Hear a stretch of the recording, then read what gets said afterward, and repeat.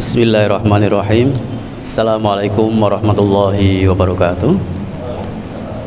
Innal hamdalillah nahmaduhu wa nasta'inuhu wa nastaghfiruh wa na'udzu billahi min sururi anfusina wa min sayyiati a'malina. May yahdihillahu fala mudhillalah wa may yudlil fala hadiyalah. Asyhadu an la ilaha illallah la syarikalah wa asyhadu anna Muhammadan abduhu wa rasuluh. La nabiyya wa la rasula ba'da. Allahumma salli wa sallim wa barik ala nabiyyina Muhammad wa ala alihi wa ashabihi wa man tabi'ahum bi ihsanin ila yaumiddin. Amma ba'du, fa ya ibadallah, usikum wa nafsi bi taqwallah faqad fazal muttaqun. Bapak Ibu jamaah salat zuhur yang saya hormati, mari kita tak henti-hentinya untuk mensyukuri nikmat Allah Subhanahu wa taala. Dengan bersyukur, insya Allah Allah akan tambah kenikmatan berikutnya. Kenikmatan kita beribadah kepada Allah semakin khusyuk, semakin tunduk di hadapannya. Nikmat kesehatan, ya Allah akan tambah ya kesehatan kita karena mensyukuri nikmat kesehatan dan sebagainya. Itu yang pertama. Jadi mari jiwa kita, diri kita bimbing untuk selalu mensyukuri nikmat Allah.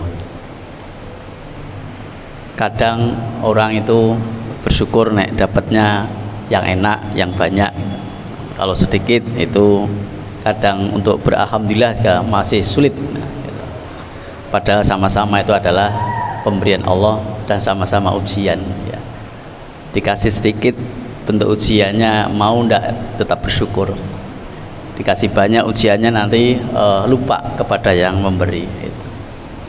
Nah untuk itu sedikit atau banyak tetap kita bersyukur kepada Allah. Bapak Ibu rahimakumullah, sedikit mengenal terkait dengan nafsu di dalam Al-Quran yang sering juga dikaitkan dengan terjemahan menjadi jiwa. Minimal ada 3 yang saya sampaikan. Yang pertama adalah ada yang namanya nafsu al-ammarrah ya. Al-ammarrah bisu ya. Ini yang pertama terkait dengan nafsu. Jadi manusia itu memiliki atau punya potensi kecenderungan untuk berbuat, untuk memenuhi keinginannya gitu. Nah, memenuhi jiwanya ya. Nah, jiwa ini cenderung ingin mendapatkan kepuasan. Nah, sehingga di dalam kehidupan kita masing-masing juga punya namanya amarah ini.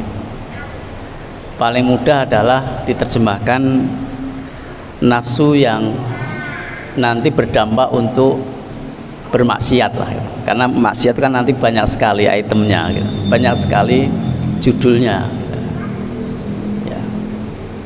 Dan bahkan ini difirmankan di dalam surat Yusuf ayat 53. A'udzubillahi minasyaitonirrajim wa ma ubarri'u nafsi innan nafsal ammaratum bisu illa ma rahima rabbi inna rabbi ghafurur rahim.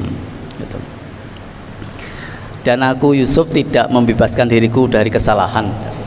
Seorang nabi mengakui ya, tidak bisa lepas dari sebuah kesalahan.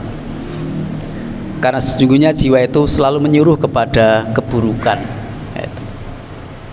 Kecuali ini ada illa di situ, kecuali jiwa yang diberi rahmat oleh Tuhanku.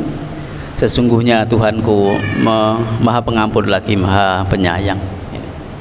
Jadi seandainya Allah tidak memberi rahmat, tidak memproteksi, tidak melindungi kepada jiwa ini, maka akan terjerumus. Karena sudah ada di situ, ada amarah tadi, ada nafsu yang cenderung untuk bermaksiat, kemudian ditumpangi sekalian oleh setan, nah akan jadi. Sehingga banyak kita lihat ada pembunuhan, ada perzinahan, ada pencurian dan seterusnya.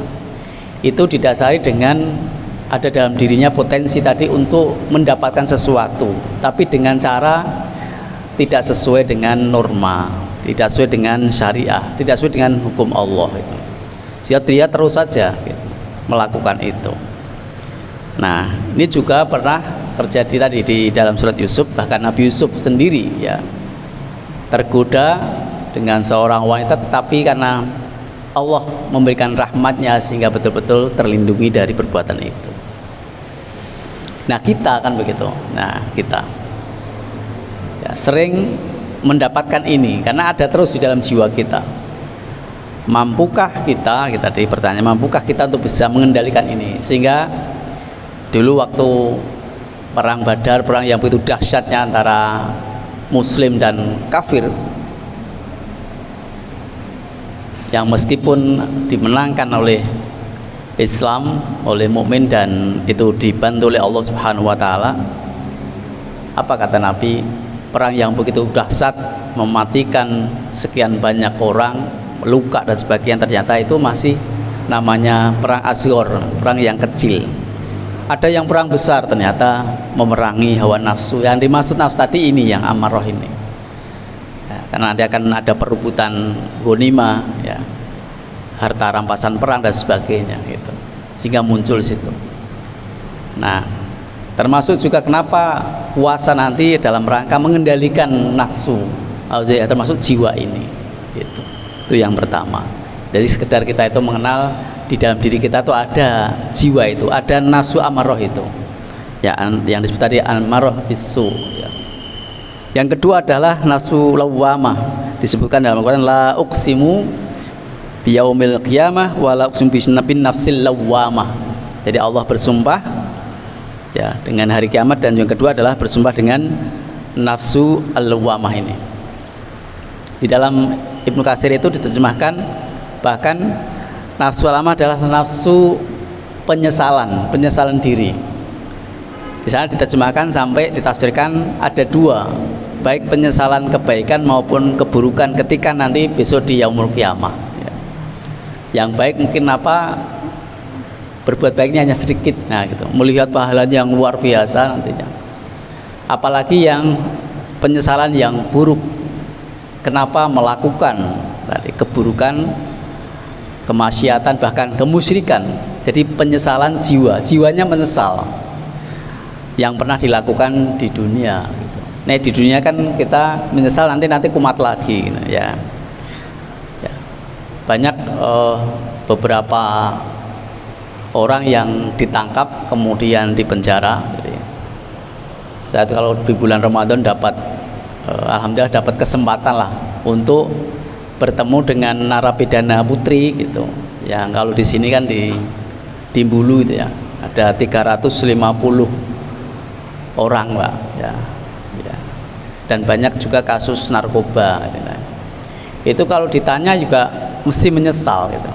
Tapi dari sekian tadi nanti ketika keluar itu mengulang lagi juga ada gitu.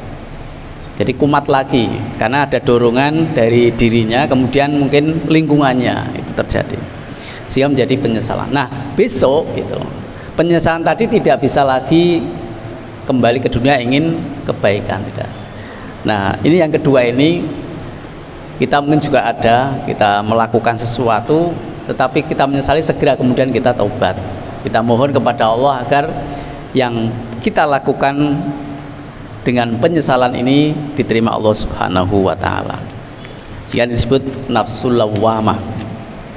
Nah, kemudian yang ketiga adalah nafsul mutmainnah. Nah, di dalam surat Al-Fajr itu bisa disebutkan, ya ayyatuhan nafsul mutmainnah irji'i ila rabbiki radiyatan mardiyah fadkhuli fi ibadi wa fadkhuli jannati wadkhuli jannati gitu.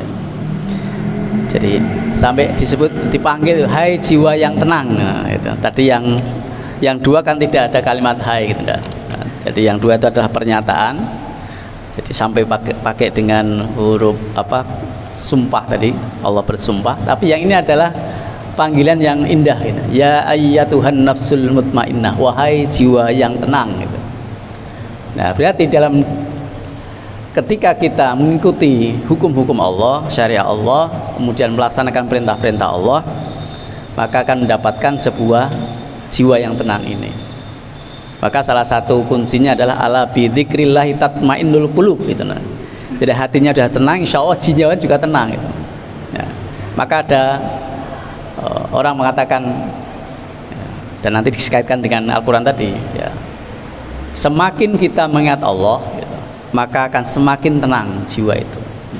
Sebaliknya semakin mengingat orang gitu, mengingat orang gitu nah, mungkin mengingat keburukannya itu malah tambah stres ya, jadi merusak pikirannya gitu. Maka supaya kita mendapatkan yang ketiga ini, jiwa yang tenang ini ya, dengan catatan adalah kita melatih diri untuk selalu mengingat Allah Subhanahu wa Ta'ala, sehingga ini indah sekali.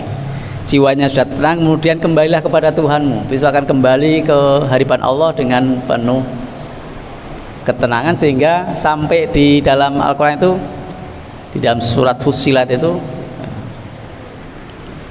innalladzina qalu rabbunallah tsumma istaqamu tatanazzalu alaihimul malaikah alla takhafu wa la tahzanu wa absyiru bil jannah gitu. Ya. Sesungguhnya orang yang mengatakan bahwa Tuhan kami adalah Allah, kemudian istiqomah sampai di dalam tafsir Ibnu Katsir itu sampai mau menjelang ajalnya itu didekati, tidak usah khawatir, tidak usah sedih gitu. Kemudian diperlihatkan ya, wa absyiru bil jannah, ada gambaran surga gitu. Jadi kita kembali kepada Allah sehingga radiyatan mardiyah, dia sendiri puas karena Allah meridhoi apa yang pernah dilakukan di dunia ini. Ya, ya nanti kita harus pelajari apa saja yang diridhoi Allah, kan banyak yang diridhoi Allah Subhanahu wa Ta'ala, dari amal yang kecil maupun yang besar. Inilah amal-amal yang dapat menjadikan nanti jiwa tenang itu ketika orang itu mengamalkan yang diridhoi Allah Subhanahu wa Ta'ala. Nah, untuk itu fadkhuli fi ibadi, masuklah dalam golongan hamba-hambaku. Nah, siapa itu ya orang-orang soleh tentunya ya. Karena juga besok ada penyesalan, pengen ditangguhkan sebentar untuk bersedekah dan untuk kumpul orang soleh gitu. Nah, maka fadkhuli fi ibadi, maka sesering mungkin mari kita kumpul dengan orang-orang di majelis ilmu, majelis taklim, karena di sana adalah banyak orang-orang yang soleh, yang saling menasihati, mengingatkan, membantu dan sebagainya. Sehingga di akhirnya nanti fadkhuli jannati, masuklah ke surga. Sungguh indah sekali yang ketiga ini. Itu ketika nafsu ini, jiwa ini kita kenali, agar ketika kita ada sesuatu perbuatan yang tidak pas, cenderung maksiat, segera kita tarik, oh ini tidak benar. Kemudian yang kedua, agar kita tidak banyak menyesal, tentu kita tidak melakukan hal-hal yang dilarang Allah Subhanahu wa Ta'ala. Sehingga yang ketiga inilah justru kita mengamalkan yang diridhoi Allah Subhanahu wa Ta'ala, sehingga hati kita menjadi tenang, jiwa kita menjadi tenang, karena semua dalam ranah dari Allah Subhanahu wa Ta'ala. Demikian yang bisa kami sampaikan terkait dengan jiwa dalam Al-Quran. Mudah-mudahan bermanfaat. Subhanakallahumma bihamdika asyhadu an la ilaha illa anta astaghfiruka wa atubu ilaik. Assalamualaikum warahmatullahi wabarakatuh.